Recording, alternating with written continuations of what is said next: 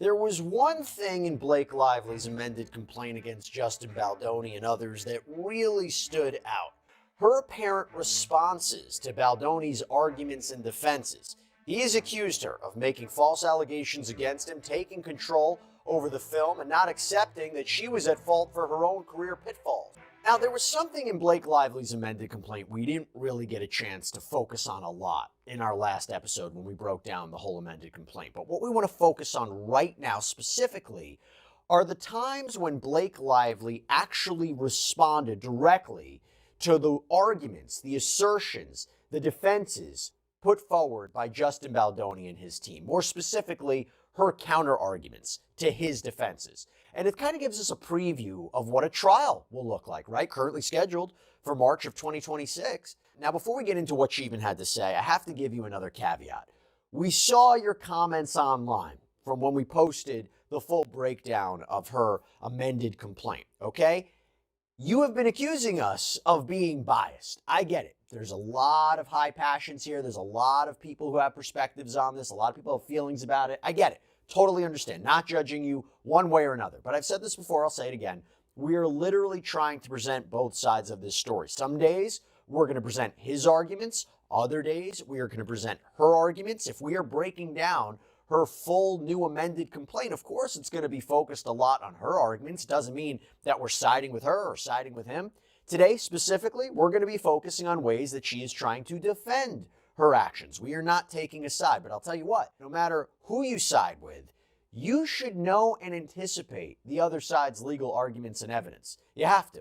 So with that in mind, now we're going to get into this. And remember what is happening here, right? So Blake Lively originally sued Justin Baldoni and others, claiming that he sexually harassed or engaged in misconduct on the set of the movie It Ends With Us, which he co-starred in and directed.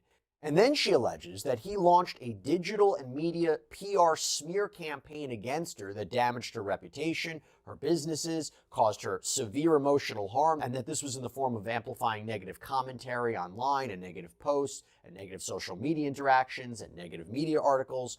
And by the way, she claims this was all because she vocalized her concerns about what was allegedly going on the set. Now, he fired back with lawsuits of his own, claiming that Lively and her husband Ryan Reynolds weaponized false allegations against him, tried to ruin his life, engaged in a coordinated campaign with the New York Times to publish what he claims was a one-sided hit piece against him. And in the end, he claims that she bullied her way into taking control over this film and boxed him out. Now, with all that in mind, we have this amended complaint. And we broke it all down in a previous sidebar, and as we discussed, it lists out new allegations, new claims, new messages, new defendants. Yeah, so Jed Wallace and his company are now listed as defendants. Lively argues he is a central figure in this retaliatory smear campaign against her. And now she also listed 2 new claims of defamation and civil conspiracy. Again, we talked all about that. But what we really want to focus on, a big component of this case, is her addressing and responding to a lot of Justin Baldoni's assertions and defenses that we've heard so far. So let me give you an example of what I'm talking about. Lively has alleged that Baldoni and Jamie Heath, this is another co-defendant, the CEO of Baldoni's production company Wayfair, that they engaged in a pattern of invading Blake Lively's privacy, that they didn't respect her boundaries, namely that they would walk in as she was undressing and she was vulnerable. And it's important for claims of sexual harassment in a hostile work environment, right? So what was Baldoni's response to that? Well, he said, I'll tell you what, Blake Lively was actually so comfortable with me that in June of 2023, after she alleges I had already engaged in alleged sexual harassment against her, she nonetheless invites me into her trailer while she's pumping breast milk. And by the way, I even have the text messages to prove that. And look, that's true. Lively appears to message Justin Baldoni in a text message, I'm just pumping in my trailer if you want to work out our lines. So this would suggest that perhaps her claims about being victimized and suffering sexual harassment, they don't quite add up. But Lively now has a response to that in her amended complaint.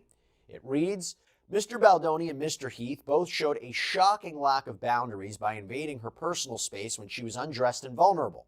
Defendants have claimed that these intrusions were Miss Lively's fault because she texted Mr. Baldoni on one occasion that she was just pumping in my trailer if you want to work out our lines.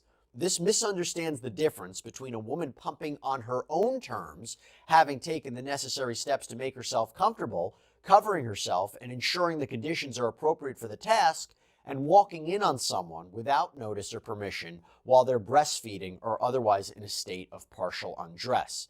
The critical distinction is consent. Miss Lively's one-time invitation was neither free license to join her immediately in her trailer, nor was it a general invitation to freely walk into her trailer at any time uninvited. And it certainly was not licensed to enter Miss Lively's trailer when she refused consent. The fact that Mr. Baldoni, who has repeatedly preached the importance of consent while giving media interviews or in public speaking events, now claims otherwise with respect to his own behavior, displays breathtaking hypocrisy. And that is the theme that is carried out throughout this amended complaint. If someone consents to one thing, it doesn't mean they consent to everything. Now, of course, she's still going to have to prove that he kept coming into her trailers and kept invading her space, but that's the central allegation. That's the central defense. And that becomes really significant when we discuss the improvisation of intimate scenes, another big factor in this story, because Lively has alleged that Baldoni went off script, that he improvised physical touching, that he added graphic scenes and contact, and that he acted totally inappropriately. In fact, at one point in the amended complaint, it reads, on May 24th, 2023, Miss Lively confided in a text to a woman who was a mutual friend of Mr. Baldoni and Mr. Heath, I was going to invite you to set tomorrow. These people, whoa, it's like HR nuts today. The both of them. I wasn't expecting that turn. I mean, it's been present, but today I came home and cried. Now, further in the exchange, Miss Lively describes Mr. Baldoni and Mr. Heath as creeps. And then she goes on to say, like, keep your hormones to yourselves. This is not mine. I don't want it. I don't want your gaze or words or tongue or videos of your naked wife. Yeah, it's shocking. Clowns. Now, if she can produce that text message that was made in real time, that could be a potentially key piece of compelling evidence. But again, everything is context in this story. Baldoni claims that it was actually Blake Lively who was acting inappropriately here. Quote, it was Lively who engaged in unchoreographed kissing scenes. One scene, again captured on camera, exhibits Lively pulling Baldoni in to kiss her. It is clear Lively was initiating unchoreographed kissing. In one take, she pulled Baldoni in and kissed him once, in another twice, and the number of kisses entirely initiated by Lively exchanged at her whim. Baldoni is a professional actor who, among other roles, played the lead's love interest in television's Jane the Virgin for 5 years, is, like most actors, accustomed to rehearsing or filming scenes multiple times, often with variations, without needing permission while in character. While Lively now takes issue with any innocuous improvisation Baldoni, as Ryle may have allegedly initiated while in character, Baldoni treated their relationship on camera as professional, each playing their part, each doing their job. If no one was supposed to improvise, Baldoni would have no way of knowing based on Lively's own actions. Lively demonstrated again and again that this was a normal and acceptable part of filming romantic scenes. In other words, he's not denying the improvisation, but he's saying she gave him the license to do it because she was doing the same thing. But, again, Lively has a response to that in her amended complaint. It reads, the fact that Miss Lively varied the number of kisses in other scenes in which the kissing was scripted in advance does not justify Mr. Baldoni's improvisations or his attempts to add graphic sex scenes into the film. In other scenes, the kissing was consistent with the plot. It had structure and blocking, and most importantly, it was discussed in advance and was mutually consensual. There can be flexibility in such scenes, but it must be within appropriate boundaries. And the key is advanced planning and consent.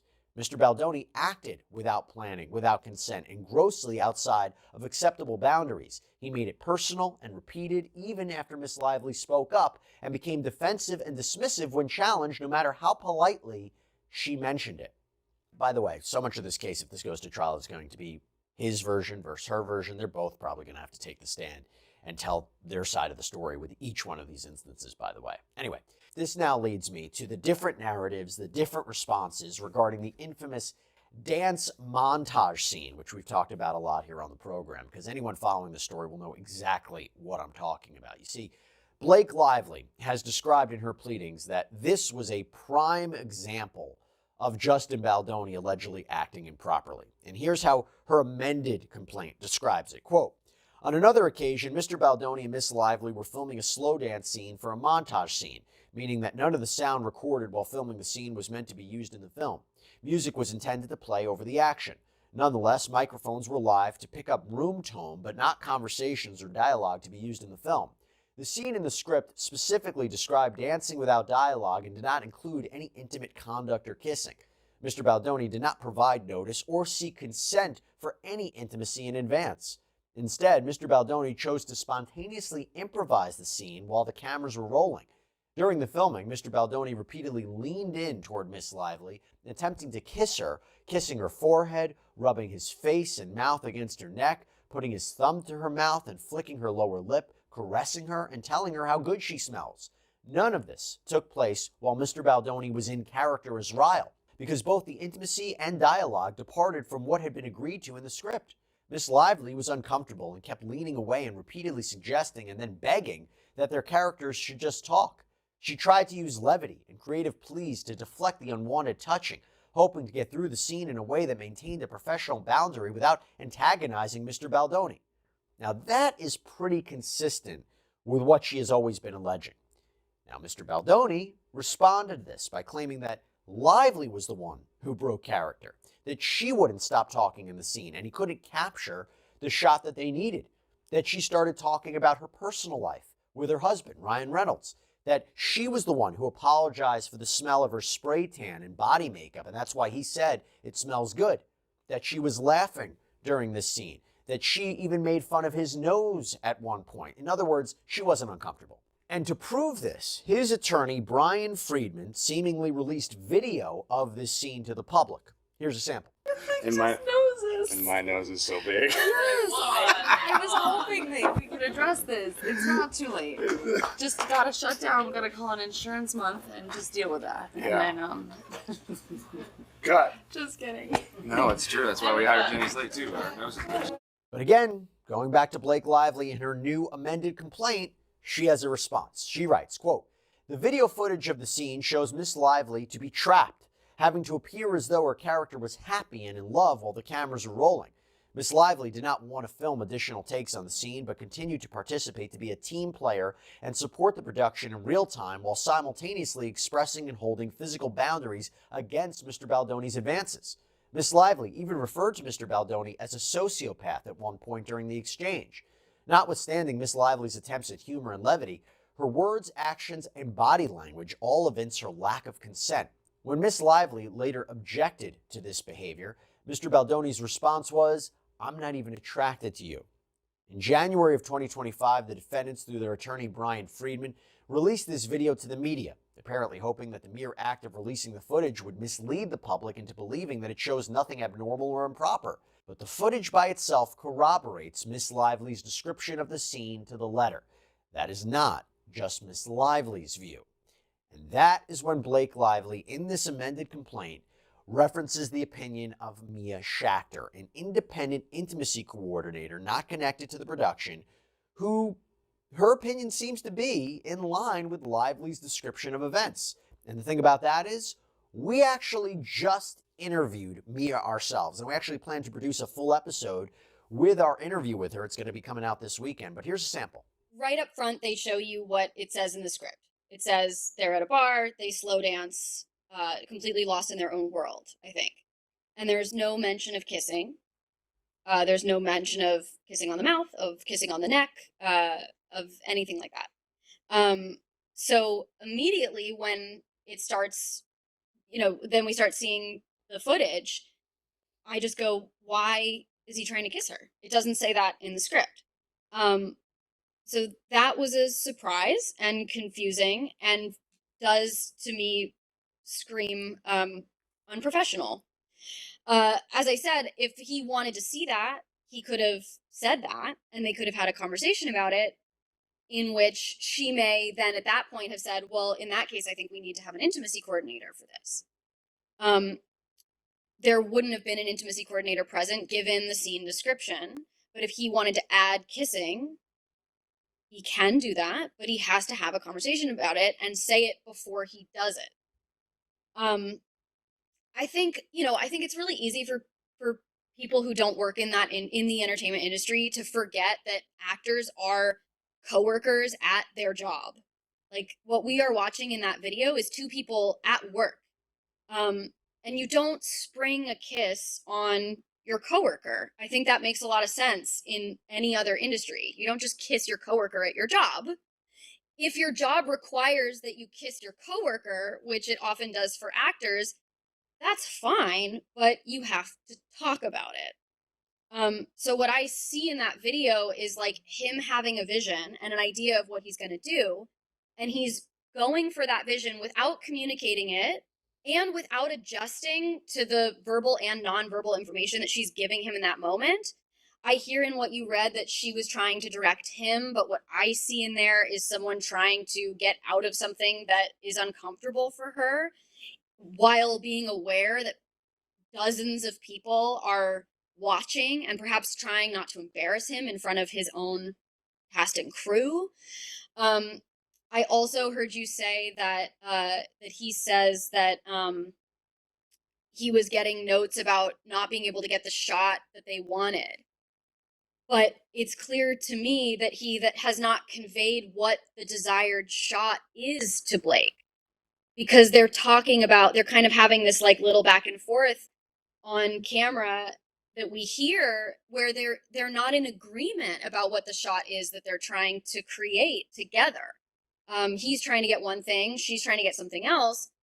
So clearly that was not clear. It was not conveyed clearly to her.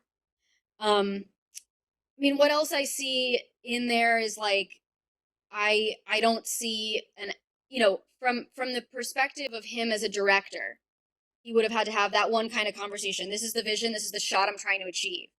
From him as an actor, he could have said, I think our characters would kiss here, or I think my character would try to kiss you. And then given Blake the opportunity to say, like, well, I don't want to do that in this scene, or I think then we need to bring on the intimacy coordinator, or I don't think my character would do that here. And then there would have been an agreement reached between them. But yeah, like if I were working on this and watching this happen, I would say to a producer or to an assistant director, hey, we need to hang on a second and have a conversation about this, because he's trying to kiss her and touch her in ways that we did not talk about ahead of time. Again, that full interview with Mia Shacker is coming out on the weekend. We ask her a lot more questions because the legal fight centers a lot upon an intimacy coordinator. And I'll tell you what, actually, let's get into that, because that is another thing that Blake Lively responds to in this amended complaint. So at one point in the story, Blake Lively had demanded that before she returned to set after the writer's strike, she demanded that an intimacy coordinator be present basically at all times. She had made the claim that Baldoni improvised physical scenes, that there was no coordinator involved. Now, Baldoni responded to that, and he said in his own complaint, actually, an intimacy coordinator had already been engaged during the first half of production. It just so happens Blake Lively decided not to meet with this person, and he claims to have the receipts to prove it. Quote, contrary to Lively's knowingly false claims, it was Lively who refused to meet with the intimacy coordinator to plan out their scenes, putting Baldoni in the awkward position of meeting alone with the intimacy coordinator and later relaying sex scene suggestions and plans to Lively in the intimacy coordinator's absence. These meetings often took place at Lively's insistence in the couple's home, and often while Lively's husband was present. Lively's method of work was unconventional and uncomfortable for Baldoni. To suggest Baldoni was the one who created the scenario is knowingly false. And Baldoni incorporates into his complaint, a text message exchange. So first, it's a screenshot of a conversation seemingly between him and presumably Blake Lively, where he writes her, just hired intimacy coordinator who I love, will set you to meet/FT with her next week for intro. To which Lively appears to respond, I feel good. I can meet her when we start. Thank you, though. Now, Baldoni appears to send that exchange with him and Blake Lively to an unidentified female producer and writes, just FYI, and just wanted to tell you about this, seems she doesn't want to meet intimacy coordinator until we start, which may mess up the workflow, but I can still meet with her, of course. To which the female producer writes back, that's fine if she doesn't want to meet her now. You'll just have to walk her through what you and Redacted are thinking. Well, Blake Lively has a response to that as well in her amended complaint, and it reads, Miss Lively complained about inappropriate behavior as early as May 2023, which occurred without an intimacy coordinator present, and which ultimately led to Wayfair and Sony agreeing with Miss Lively that the consistent presence of an intimacy coordinator was not only reasonable, but essential.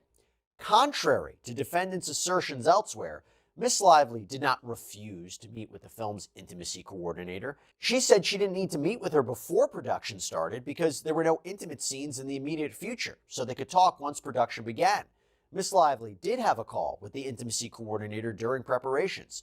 Those conversations happened close in time to the filming of the relevant scenes. Elsewhere, Mr. Baldoni has blamed the intimacy coordinator for supposedly writing graphic new sex scenes, including foreplay and orgasms, and also talking about female sex organs. But Miss Lively consented to the sex scenes in the script as written at the time she signed on to the film. And Mr. Baldoni did not have consent to rewrite and add sex scenes, even if he did so with an intimacy coordinator. The purpose of the intimacy coordinator is to work with the actors to establish the appropriate boundaries based on what is in the script, not to rewrite the script and to add more sexual content to satisfy the director's demands. Now, talking about big central points in this legal dispute, aside from that, Justin Baldoni has claimed that he is the victim, that Lively inserted herself into the creative process, and that she ended up taking full control of the film, that she boxed him out, that she wouldn't even let him attend the premiere of the movie properly. Even embedded in his complaint are pictures of what appears to be he and his family and friends in the basement of the movie theater, while Blake Lively and her husband Ryan Reynolds and co-stars, they're upstairs, they're at the red carpet all together. And he alleges that she weaponized false allegations to seize control over the film, and that she used alleged extortionate threats to force Sony, the distributor, to allow her to get her way. That even her cut of the film is what was ultimately released. And he once again tries to pull out the receipts. For instance, there are text messages between him and editors. Baldoni writes at one point, "And she's getting to edit, which is what she wants. Let's remember that, LOL." Or where an apparent editor writes, "Justin has bent over backwards for her for months on end." Or where Baldoni seems to say, "That's going to end up being a Blake call, honestly." So how does Blake Lively respond to all of this? Well, in her amended complaint, it says, "The assertion Miss Lively bullied her way into edit room is not only false, but it was not even necessary. If she was not happy with the film, she could have easily just moved on to her next project. She had offers for directing jobs before, during, and since the film. If she wanted to direct, she could do that at any time, and without having to deal with the Wayfair parties, whom she very clearly wanted nothing to do with. The story of the edit of the film is not relevant to Miss Lively's claims of sexual harassment and retaliation. It is a red herring designed to distract the public away from the grave misconduct by the defendants." Goes on to say, "The story Mr. Baldoni and the Wayfair parties have told since Miss Lively filed her opening complaint is completely at odds with their behavior when trying to produce and market the film.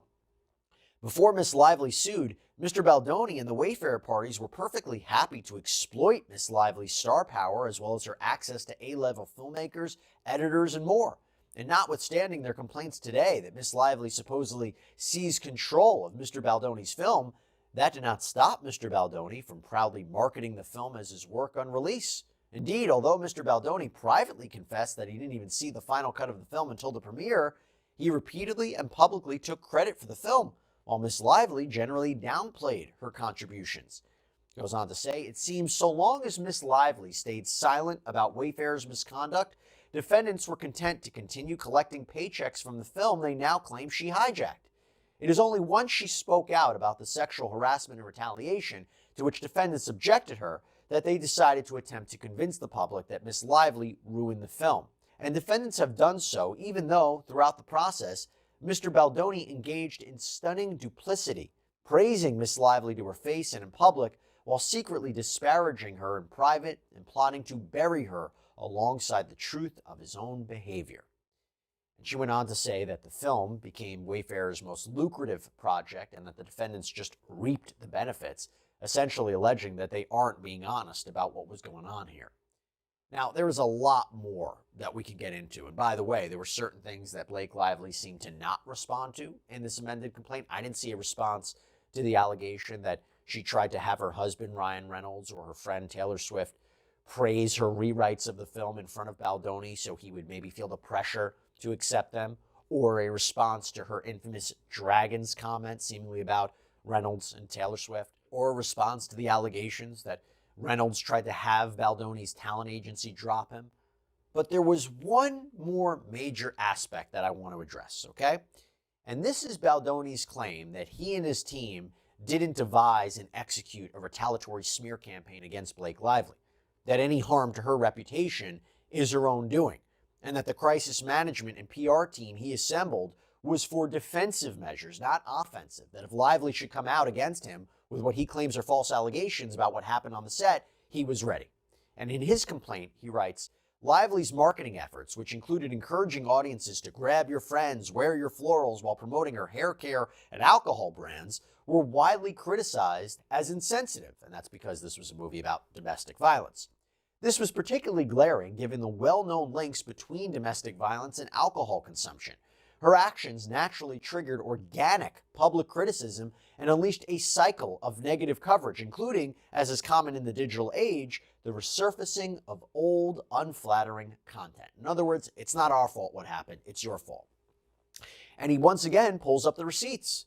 Baldoni, for example, includes a group chat message with the TAG team, TAG being Melissa Nathan's company. Melissa Nathan is the crisis management expert who was working with Justin Baldoni. She is also a defendant in Blake Lively's lawsuit. So in this text conversation, it reads, like, come on, we had nothing to do with that. This is crazy. She doesn't have a good reputation. All of this is organic stuff from real people making TikToks, not bots. So, pretty compelling evidence on the part of Justin Baldoni, right? He wasn't a part of this.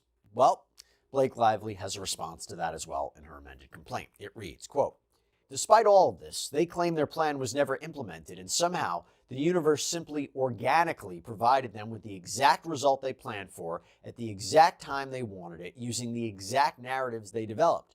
The problem for defendants is that they put their plan for an untraceable campaign, and untraceable is in quotes, in writing. And the evidence shows them commenting on the success of their plan as it unfolded.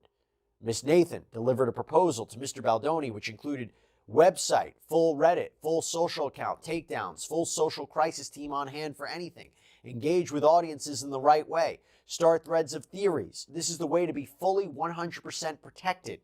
Ms. Nathan also proposed the creation of social fan engagement to go back and forth with any negative accounts, helping to change narrative and stay on track. Per Ms. Nathan, all of this will be most importantly untraceable. As Ms. Abel described it, the plan was to engage in social media mitigation and proactive fan posting to counter the negative as well as social manipulation. Or how about this? Quote, $225K per month, min 3 months, as it needs to seed same as above. This will be for creation of social fan engagement to go back and forth with any negative accounts, helping to change narrative and stay on track. Or how about this? Mr. Wallace himself has no online presence. He does not appear to have any public profiles on Facebook, Instagram, X, or LinkedIn. One Los Angeles publicist recently stated publicly, I imagine Jed has no interest in having his name out there. I imagine all his work is word of mouth, and he doesn't want to be known because if he's the guy who makes things untraceable, that's the value. And Lively claims that she has text messages between the different parties to back all of this up. And she claims that she got these messages through a subpoena. Now, there's a whole back and forth about whether or not she altered these text messages or not. Maybe I'll save that for a different day. But you get the general idea about how she has responded to some of the major arguments put forward by Justin Baldoni. We will continue to follow this story for you, as always, here on Sidebar. But that's all we have for you right now. Thank you so much for